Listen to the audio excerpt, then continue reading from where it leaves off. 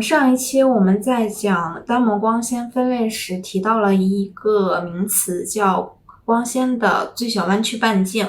那我们这一期来解释一下什么叫光纤的最小弯曲半径。光纤的弯曲半径是指光纤可以安全弯曲的角度。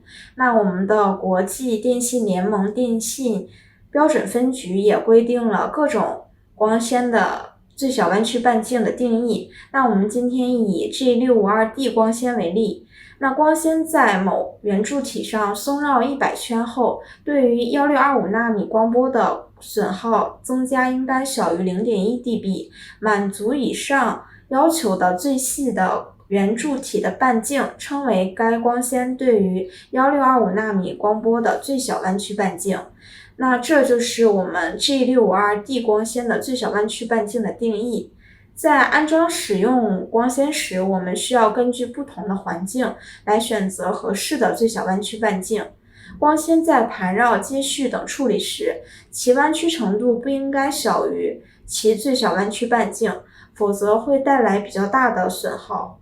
小的弯曲半径光纤多使用在架内走线、架间线、室内等场景。